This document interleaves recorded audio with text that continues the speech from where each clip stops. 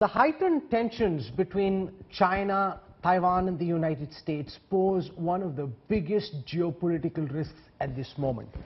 And no one's quite certain about what happens next. To get a sense of the various scenarios that could unravel from here on, I'm joined on this broadcast live from the United States by Bremmer, leading political scientist, author. He teaches at Columbia University, columnist at Time, president of the Eurasia Group, and one of the world's leading experts on political risk. He's the founder of the Eurasia Group. So his task is really to look at all the risks as they unfold across the world and get a sense of what could happen next at a time when nobody really knows the answer to that. So Bremmer, welcome. It's good to connect after the World Economic Forum.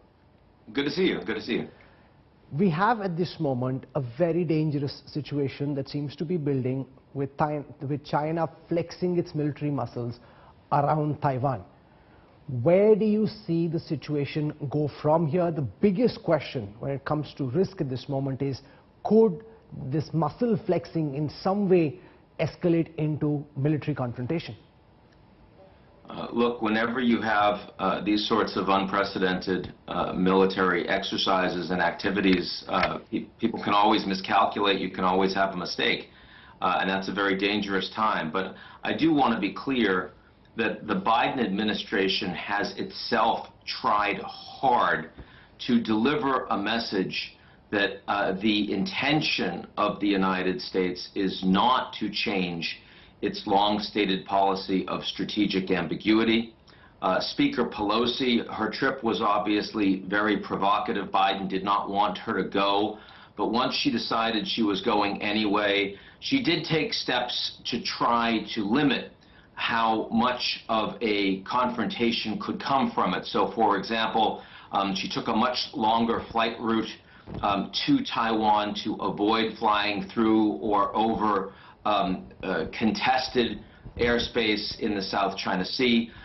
When she was in Taiwan, she explicitly acknowledged that she supports the U.S. policy of strategic ambiguity. There was nothing new in the statements that Pelosi had made on the ground in Taiwan or during her meeting with President Tsai Ing-wen. So from the American side, again, this trip itself is a provocation. The trip itself comes at a time that is seen as a loss of face by the Chinese. They had warned the Americans, so they are going to take escalatory steps in return, in retaliation. But I do think that while we're seeing escalation, we are not seeing an effort to create a crisis by China, and there is calibration in the steps that have been announced to date by the mainland Chinese so far. Is this where it could stop? Because we've seen some additional bans on Taiwanese exports to China, but as you said, it hasn't been hugely escalatory and definitely not from a military perspective. Given that President Xi has a big Communist Party Congress coming up in October, will economic sanctions and some military maneuvers suffice, or do you think he's just building it up to something more ominous? Look, I think it will suffice for now. These are the most significant military operations that the Chinese government have taken. And I mean, they exceed what we saw during the 1995-96 Taiwan crisis, and were clearly intended to be seen as such by the Chinese government. And again, if you're doing live fire missile exercises over the Taiwanese land, then there's a possibility that something can screw up and people can get killed. So, I mean, you are taking calculated risks here. I don't want to underestimate the importance of that. You've got, both sides on military high alert. There's always the possibility that something goes wrong. But you're right that I think that by itself is probably sufficient in terms of the immediate Chinese reaction.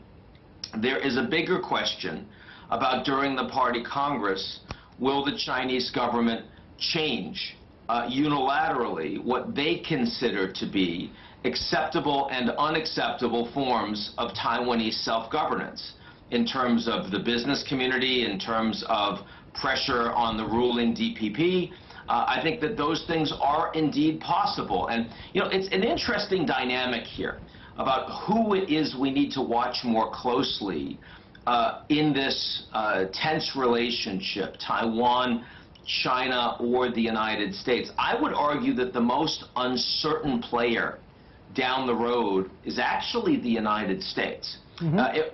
This crisis came because President Biden was unable to convince a senior member of his own party to go along with his foreign policy. She just decided that she's 82 years old, she's almost done with her political career, and she was going to make a statement. Didn't matter if her president agreed with her or not. And the Chinese see that as both an escalation, but also an opportunity for them to essentially put Taiwan in a more difficult position without risking further American pushback, because they know the Biden administration doesn't want that. I think we can see more of that going forward. Let me go forward to 2024. What would happen if, in that case, the United States government had a constitutional crisis in the upcoming election, and for a period of weeks or months we don't really know who the president is, and you have some really strong and hostile statements about China and Taiwan that are being made, for example, on the Republican side at that point. I could see the Chinese seeing that as a big opportunity to further change the status quo in their favor. In other words, if the provocations come from the U.S., the feeling of opportunity that the Americans are incapable of acting coherently comes from the U.S., and that's when China, led all the way through by Xi Jinping with a long-term perspective that, you know, they're going to reunify Taiwan into the mainland by hook or by crook, this is their chance to shake the branches and see if any fruit falls off. That's not an amphibious military invasion. That's not a sudden taking over of Taiwan, but it is absolutely these salami tactics where whenever they see an opportunity,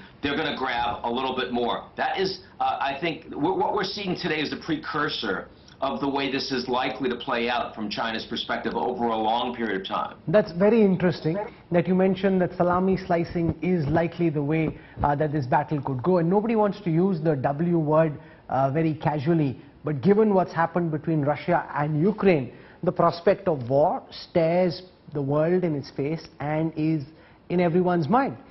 It is true that Taiwan's defenses are planned like that of a porcupine. It's very difficult for an invading army, no matter what kind of amphibious weapon systems and vehicles they have, to come in and capture an island.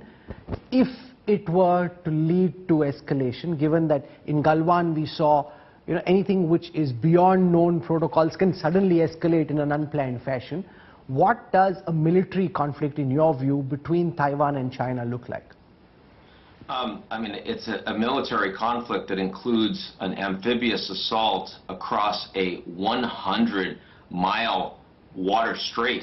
I mean, it's very hard to come up with conditions that would be more inopportune for the Chinese government. And this is on the back of China watching how badly the Russian army has been unprepared for the Russia-Ukraine fight. And that's an army that has been involved in a lot more direct military operations than the Chinese military has. I mean, if there are any lessons that come from Ukraine, it's that the Chinese government understands they need to sharpen their pencils as to the readiness of their own military for operations in the future. So, I mean, I think the Chinese government understands that both militarily, an invasion might go very, very badly for their leadership, and also economically, where you would be, this is not like Hong Kong, where it's just a couple % of China GDP, but there's nothing strategic about the economy, and it's no longer as important as a gateway to finance and trade and investment to the mainland.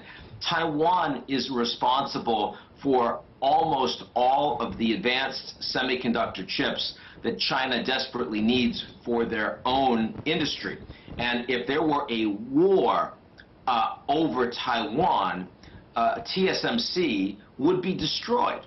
And so, you know, that risk to the Chinese economy, I think, is also something that they would be very, very loath to take. So if we're talking about direct military confrontation, we're really talking about something that's not planned, something that's an accident that gets out of control, and something that even in that scenario, I think both countries would be very deeply reluctant to take direct steps that would bring you to actual war. I don't think there are not many people, at least politically, that I talk to on any side of the political spectrum that believe that war over Taiwan is near-term a likely outcome. From all of what you're picking up from China, is it certain or near certain in your view that Xi Jinping will get another term and become president for life? Or do you think there is a prospect that, given that we're not fully seeing and reading what's playing out, that there could be a question mark around that come October? Look, the Chinese political leadership has not been traveling. Xi Jinping went to Hong Kong. That's it. Since the pandemic started, this is a much more locked down, much more isolated leadership. So anyone that tells you with certainty that they can predict what's going to happen in a government that is famously opaque to begin with is lying to you. But certainly the level of political consolidation that Xi Jinping has managed to gain, and you see this playing out with the economic policies and statements and the follow-through on the back of when he makes them. You see it militarily. You see it with the press coverage of Xi Jinping over and above that of any other leader, and consistently for years now. There are no indications that there is a meaningful threat to Xi's efforts to secure for himself a third term. Now, securing a third term and saying that this is going to be leader for life are two radically different things, and I noticed you conflated the two. Let's be very clear that China's economy is very significantly underperforming, in part because of zero COVID, and also in part because they haven't been able to address non-performing loans. They haven't been able to redress the big challenges they have in banks, some of which rural banks have just recently gone bankrupt. They also have a massive demographic challenge that is going to constrain growth and productivity in China. The next 5 to 10 years, where Xi Jinping is expected to be leading, will be of unprecedented economic challenge for the Chinese leadership. I would not want to make long-term predictions about what that means for stability inside the Chinese Communist Party. That there is so much tension now between China and Taiwan. How is this likely to impact Beijing's posture towards New Delhi? At this moment, we have a big part of the People's Liberation Army amassed along India's border with China along the line of actual control. Those tensions haven't really subsided. They've come down just a notch, but the army still remain deployed at the heights. Would China keep both fronts active at the same time, or do you think that the tensions with Taiwan increase the prospects of China wanting to cool tensions with India at least to a greater extent? I think it depends on the topic.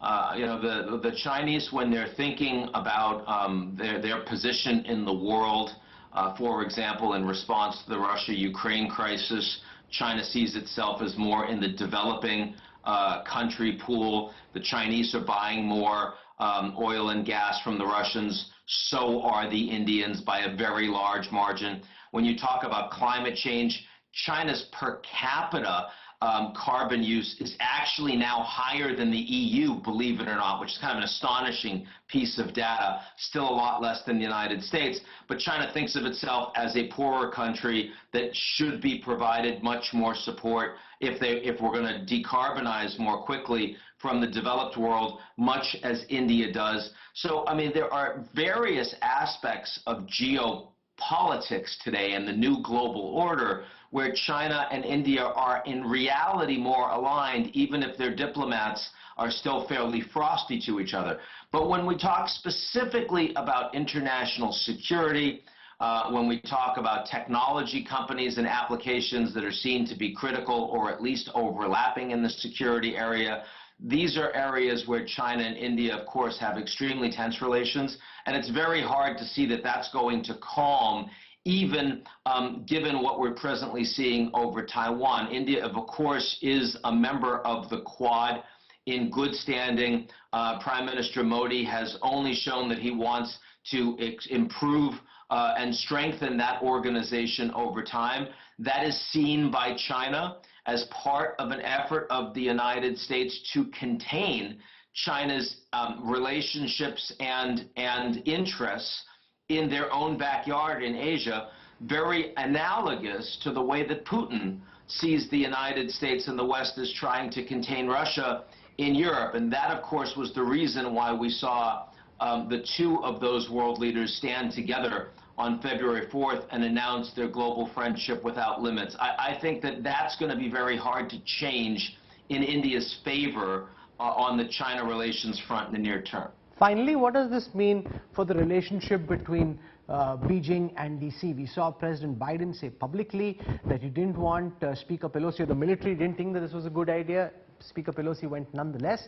Will the American administration now try to dial down the tensions, or given that China has taken such a belligerent position, relations between China and Washington are likely to get worse from here?